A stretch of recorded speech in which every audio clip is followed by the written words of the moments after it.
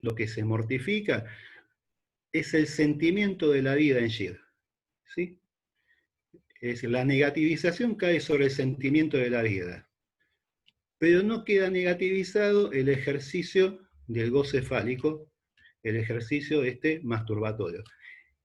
Me interesa que entendamos que la masturbación eh, puede ser un modo de tramitar excesos, ¿sí? Porque uno piensa, eh, us usualmente cuando uno habla de esto, aprovecho porque acá hay bastantes mujeres, capaz se puede hablar más cómodamente de esto. Entre los hombres, cuando se habla de masturbación, usualmente es una especie de crimen compartido, ¿no? Entonces es un supuesto que todo el mundo entiende que es masturbación. Entonces es bastante difícil hablar de masturbación porque rápidamente aparece el componente sexual de la masturbación y se nos pierde quizá el componente de tramitación de un exceso, ¿sí? No necesariamente la gente que se masturba, todo el mundo se masturba por lo mismo, ¿no? O todo el mundo está fantaseando con algo, o lo que sea, o obtiene un gusto placentero. Eh, Hay una escena en Expreso de Medianoche, ya que estábamos eh, con temas de película, donde hay un señor que está detenido hace bastante tiempo, lo va a visitar la novia, y el tipo empieza a querer masturbarse mirándola, y es una escena de bastante padecimiento, el tipo se pone a llorar y demás, entra en una especie de crisis nerviosa. No siempre no siempre hay que entender la masturbación con el cruce con lo fantasmático, o con algún velo fálico, ¿no? Porque esté en juego el órgano que supuestamente representa el falo, no necesariamente siempre se da esa superposición entre el pene y lo fálico. De hecho, en algún momento, Lacan, un poquito más avanzado en los años 70, ya en el Sintón, nos va a hablar de goce peniano para separarlo de goce fálico, ¿no? Donde el goce fálico va a estar un poquito capaz más relacionado con algo de la pulsión, más que con el falo que nosotros conocemos simbólico y, y la incidencia que tiene este falo en la vida de la gente. Bueno, lo que nos va a decir ahí, vuelvo ayer, acá que dice, se estrenó un juego La Chancha, una película sobre la pedofilia. Nos informan acá que hay una película sobre la pedofilia, si alguno quiere verla, capaz después la podamos comentar en algún momento, pero bueno, hay otro rasgo también que tiene Gid, que acá afortunadamente la tenemos a Verónica, que trabaja en temas de adolescencia, que en Gid hay va a decir Lacan que hay una adolescencia extendida. Vieron que hay un dato de la época, que es como que la gente se le eterniza la adolescencia, ¿no? Hay una queja en torno al estiramiento de la adolescencia. Y en sí lo que tenemos es que la adolescencia, eh, ahí Lacan está comentando un libro, entonces va a hablar de la personalidad, ¿habla? O de la persona de Lacan, que dice Schelling, no sé, Juan Pablo, José Pablo. No, este es Gide, Andrés Gide, el escritor. A ver, continúo.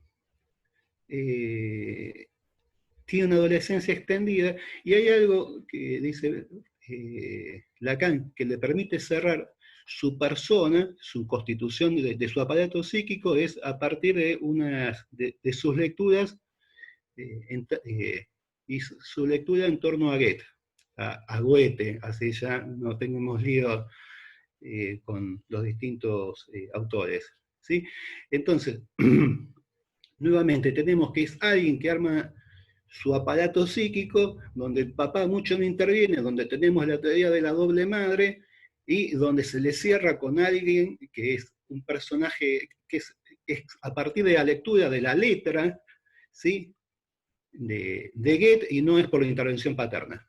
Bueno, en este tipo lo que encontramos además que es interesante para nosotros, que es que el goce fálico no fue negativizado, ¿sí? Lo que se traduce, por lo menos, es en que se masturba en público, ¿sí?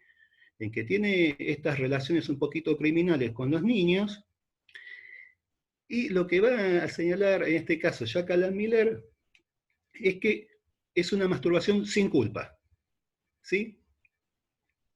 Entonces,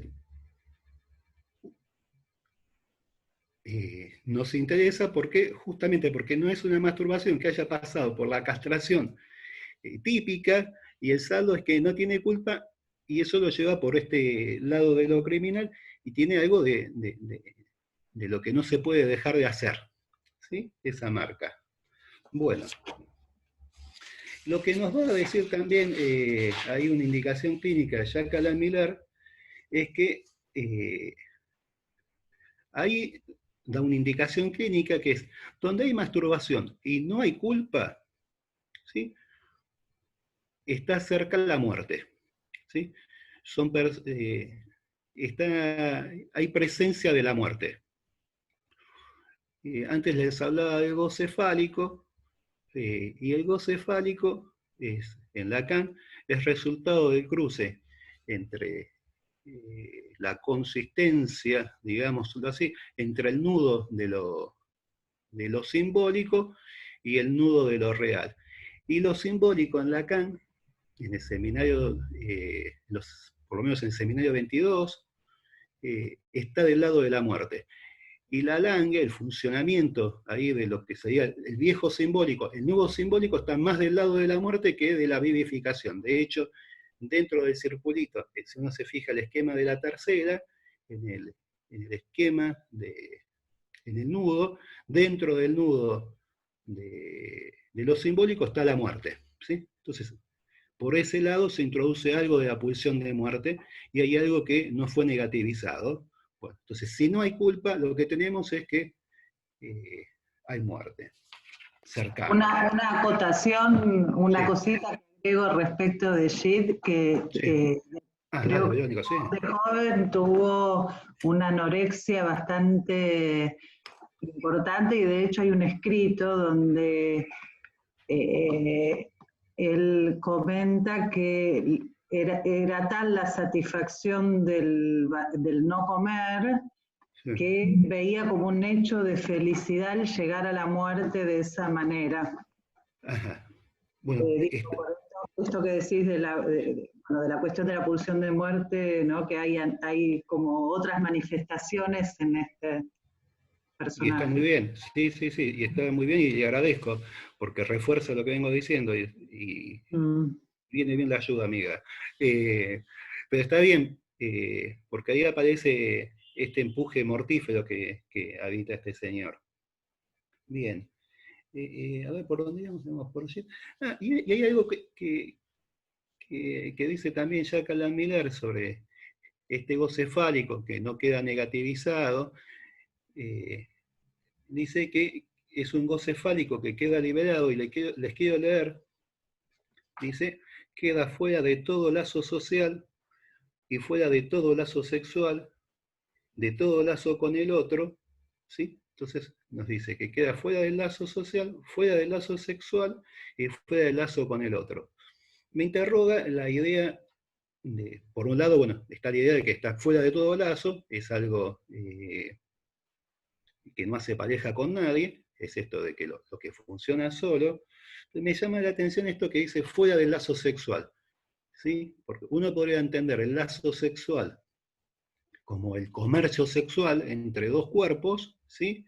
Pero también podría entender, eso si uno tuviese la idea de que hay relación sexual, pero como sabemos que no hay relación sexual, se me ocurre pensar que es un goce fálico que está separado del goce sexual, ¿sí? Es una práctica que está separado del lazo con lo sexual, como posibilidad. ¿No? La frase no permite afirmarlo, pero abre la posibilidad de que haya algún tipo eh, de separación. Bien. Hay otra cuestión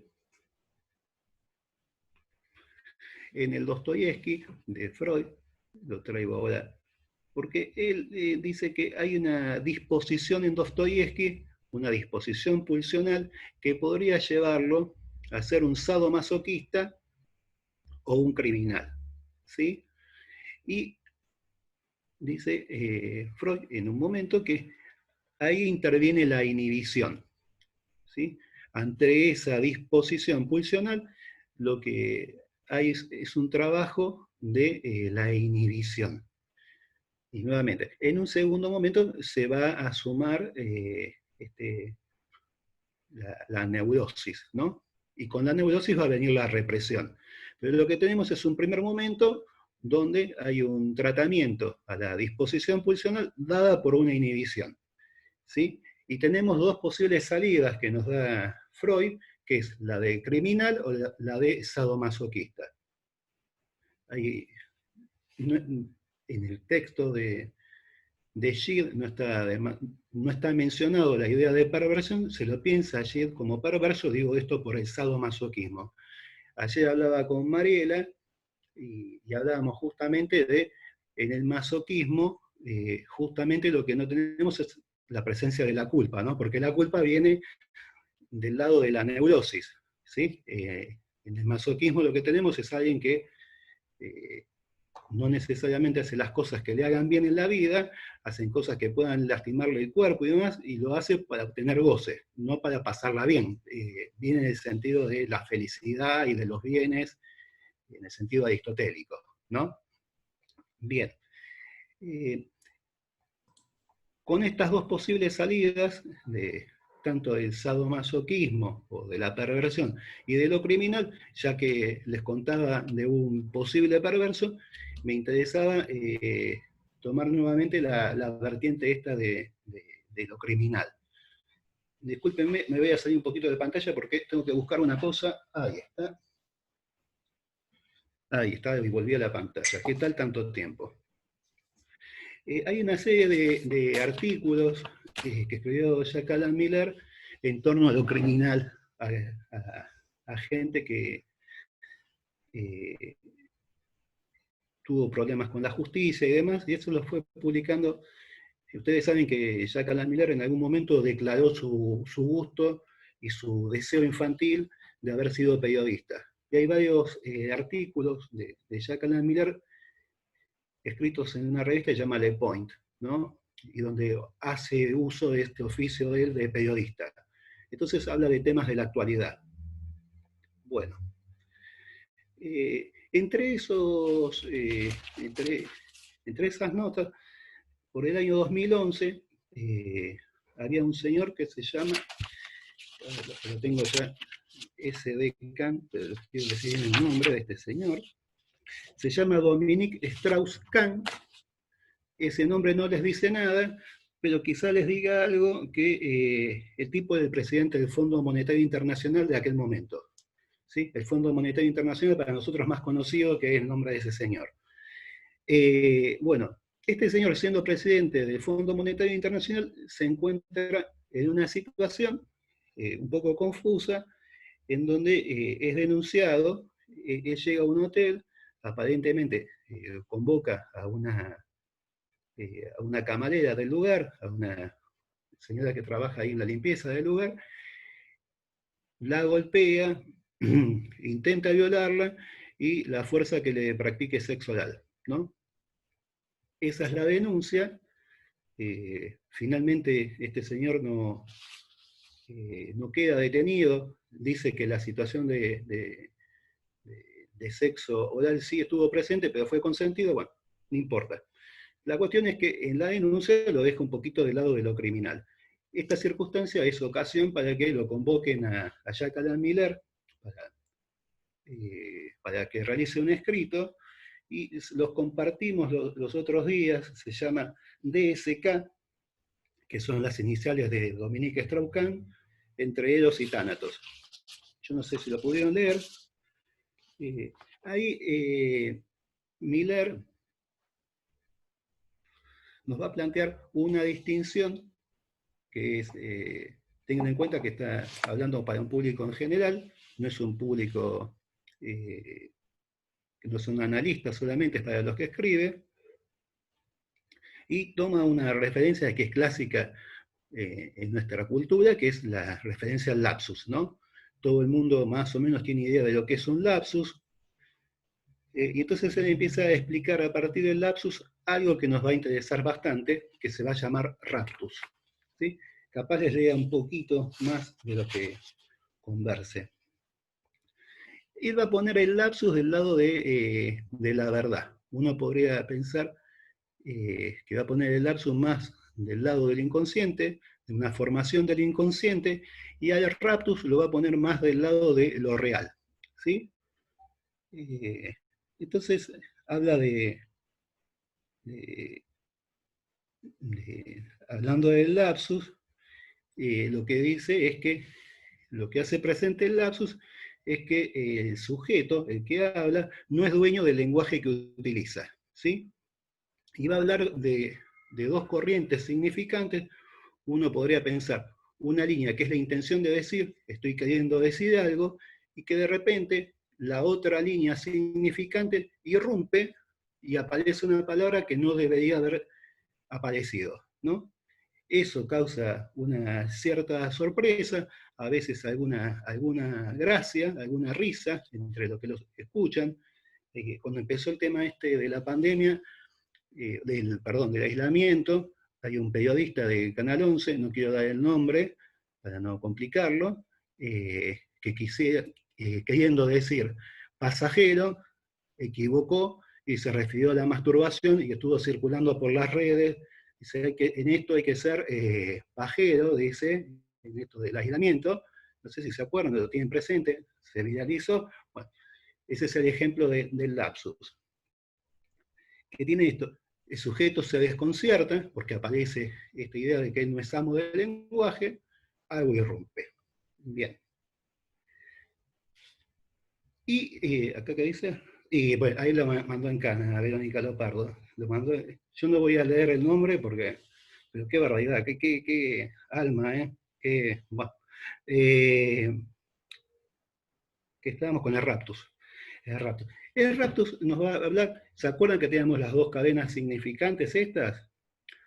Lo que va a decir es que esta segunda cadena significante es una cadena parasitaria a la primera, ¿no? la que emerge y la que manda pajero en vez de decir pasajero. Esa, podemos pensar que no afecte directamente a la intención de decir, sino que afecta, vamos a hacer así, al cuerpo.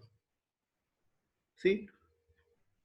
No pasa en el orden del pensamiento, sino que choca en el cuerpo. Y aparece en el cuerpo como una exigencia, como un imperativo, como una exigencia a realizar algo. ¿Sí? A ver.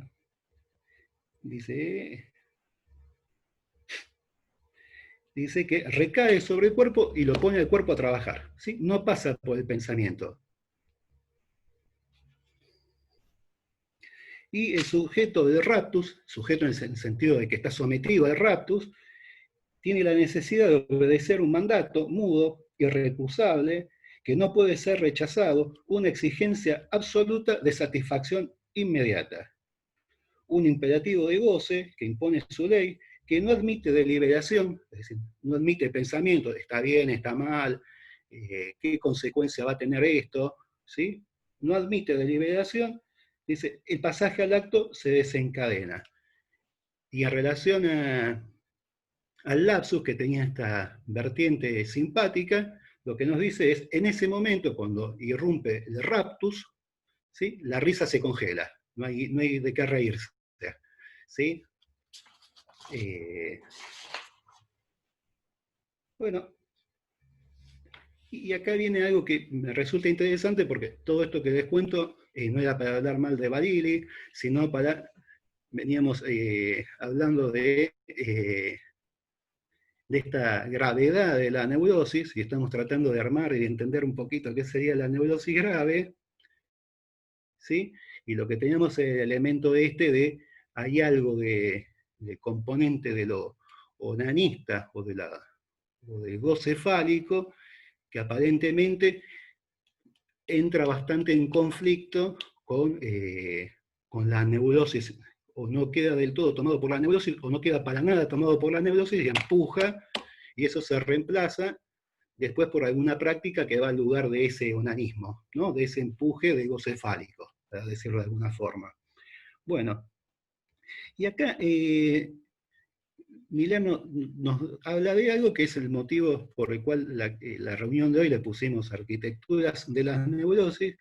Dice, nos va a hablar de la arquitectura de una neurosis buena y bella, ¿sí? Y lo va a poner en contrapartida con lo que sería otro tipo de neurosis, ¿sí? Donde no está este armado de la neurosis buena y bella, que ahora vamos a describir cuál sería la buena y bella. Va a decir que las cárceles están llenas de estos sujetos desgraciados, donde hay una exigencia de la pulsión que no fue taponada, ¿sí? Hay una exigencia pulsional que no fue taponada, no fue temperada, no fue frenada, racionada, canalizada a través de los desplazamientos y las metonimias. Dice, todo ese sistema de esclusas y diques que constituye la arquitectura de una bella y buena neurosis, ¿sí? Entonces, la neurosis lo que provee con su arquitectura cuando es bella y buena es todo un armado que permite procesar la exigencia de la pulsión por diversos mecanismos. Estos esclusas, metonimia, metáfora y demás. Entonces, no sé si tienen presente el texto de Freud sobre el chiste. Ustedes vieron que es todo un proceso del significante, por lo menos para Lacan, el obtener un chiste, el Witz. Freud habla de un chiste que es el chiste tendencioso, en donde fracasa en demasía el mecanismo de formación de chistes. Y son los chistes procaces, ¿sí? Donde no hay elaboración significante. Y Freud va a hablar que hay algo ahí de la pulsión que se mete y aparece directamente. Y llamativamente, Freud ahí lo que va, es una de las pocas menciones que Freud tiene sobre alcoholismo, ahí hay una mención sobre alcoholismo, dice que cuando la gente empieza a beber, los chistes se vuelven procaces, ¿no? Que los borrachos usualmente se ríen más fácil, ¿no? No hay que ser muy elaborado, y si uno se pone elaborado, no hace reír, ¿no? Es mejor hablar de traerlo a Emilio Dizzi a una reunión que a Borges, en ese caso, para hacer reír, ¿sí? Bueno, no quiero hablar mal de Emilio Dizzi, bueno, lo tomo de ejemplo. Y lo que va a decir ahí Freud, que lo que produce el alcohol es que afecta a ciertas instancias que más adelante va a ser el super yo. ¿Sí? Hay algo de, ¿qué dice? Emilio dice de la edad. Es que yo lo veo por volver, me lo recomendaron. Ustedes ven años y años y yo veo volver porque tengo ese rasgo. Bueno, ¿qué les estaba diciendo? Donde hay algo del armado, ahí dice que lo que afecta, no dice que es el super yo, pero uno podría leer que es lo que después es la instancia de observación y demás del yo, lo que después va a hacer el super yo. Pero lo que tenemos es que afecta algo del armado de la neurosis, el consumo ahí del alcohol. Y como afecta algo del armado de la arquitectura de la neurosis, lo que permite es que emerja algo que usualmente no emergería, sino que tendría que hacer todo un recorrido, ¿sí? Para producir un buen bits.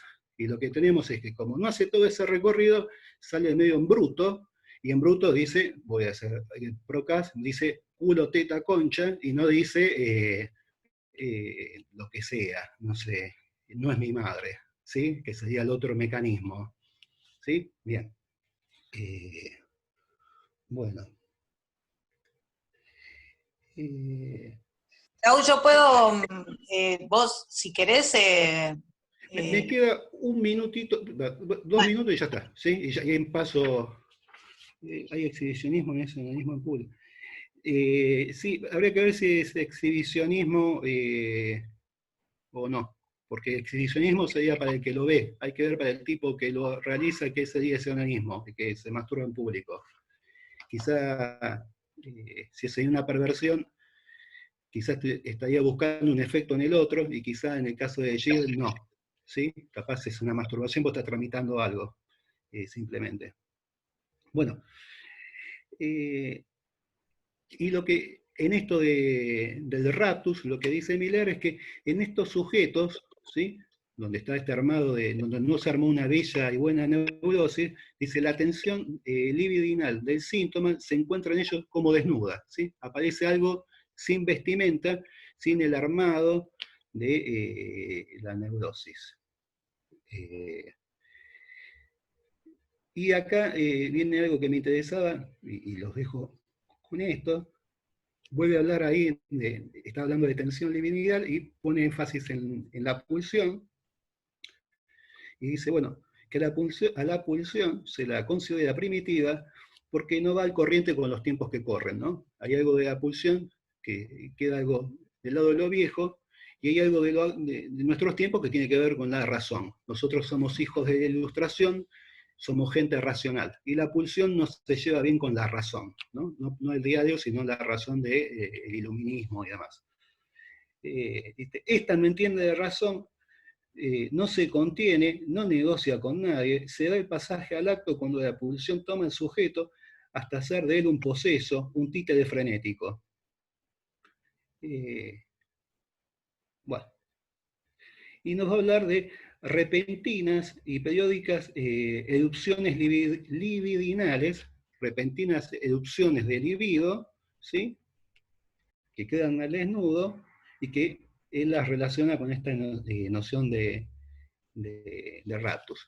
Les traía esto porque me permitía pensar esta circulación otra, esto que les decía de estos pacientes, que pareciera que el tratamiento va por un lado y que parece que va funcionando relativamente bien, y de repente ¡pah!, aparece que es el presidente del FMI y realiza un abuso, ¿sí?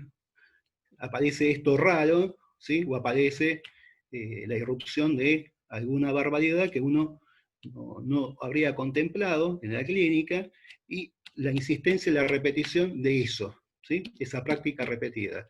En el caso que venimos tratando en este espacio es estas prácticas de juego que obviamente escapan a la razón porque tienen esta marca de lo pulsional, y se acuerdan que cuando les hablaba de Trilhart, les hablaba algo de la razón, que tienen algo de carácter absurdo, y uno no entiende a veces por qué sucede lo que sucede, por qué en el paciente aparece eso. Entonces uno puede pensar que esto es una práctica absurda. De hecho, Freud mismo, hablando de la pasión por el juego de Dostoyevsky, lo va a decir, lo va a nombrar como absurdo y irracional. No se entiende cómo el tipo este, que es un escritor y demás, tiene esta tara, ¿sí?, que lo lleva a lo peor, ¿sí? Bueno, los dejo ahí, y no sé qué iba a decir, pero Mariela. Bueno, genial, Claudio. Yo no sé, bueno, a lo mejor Vero también quiere hacer un comentario, Inés. Yo traje un par de referencias. Una es una referencia clínica, para ilustrar un poco lo que acabas de decir, de un paciente que, bueno, empecé a ver hace unos meses nomás, y que me sorprendió mucho lo que él trajo. Él nunca se había tratado, un señor de 50 y pico de años, que tiene más o menos 20 años, 25 años de juego compulsivo. Perdón, ¿convendría dejar de grabar esto? Así no queda en el... No, porque no hace falta, porque no voy a mencionar demasiados datos sobre él. Bueno. Lo único que quiero mencionar es esto que aparece en una primera entrevista, que él lo describe de esta manera. Él dice, no soy suicida, empieza diciéndome. Yo no veo, no registro y minimizo el proceso en el que se me va dando, lo dice así, y que no puedo frenar. Él habla de desenfreno. Él me lo explica diciendo que él es como un auto que no tiene freno sino solo acelerador. Y que él dice, yo voy viviendo un proceso normal o bueno, dice él, bueno, de trabajo, de crecimiento en el trabajo, de ganancia incluso, los lazos, en la confianza de los otros. Es un señor sumamente agradable, un tipo que se hace querer realmente. Es una persona que no provoca ningún rechazo, todo lo contrario. Y que él dice que empieza a meterse en túneles, ¿sí? Y empieza a destruir lo que consiguió. Ajá. Dice que cuando juega no disfruta, que nunca disfruta, que él en realidad va como un autómata. Se describe como alguien que va a jugar de una manera automática y desenfrenada, que no va a darse un gusto, sino que lo padece, y que vive un estrés infinito y no se relaja, ¿sí? Se siente como un robot, lo dice así. Pero que él no entiende ni por qué se le activa eso, él habla mucho de activar, como al estilo de una bomba, ¿no? Tiene la expectativa de, ahora que empezó a verme a mí, poder lograr desactivar, habla así. O sea, fíjense la palabra que usa, es un tipo que jamás estuvo en tratamiento, o sea, que no tiene ninguna relación con el discurso nuestro. Esto me llamó la atención que use esa palabra, activar, desactivar, porque tiene que ver con la actividad pulsional, para mí, ¿no? Está relacionado con eso. Y él lo va explicando como una cosa que no puede frenar y que no entiende con qué tiene que ver, ¿no? Dice, es como si tuviera un plan macabro.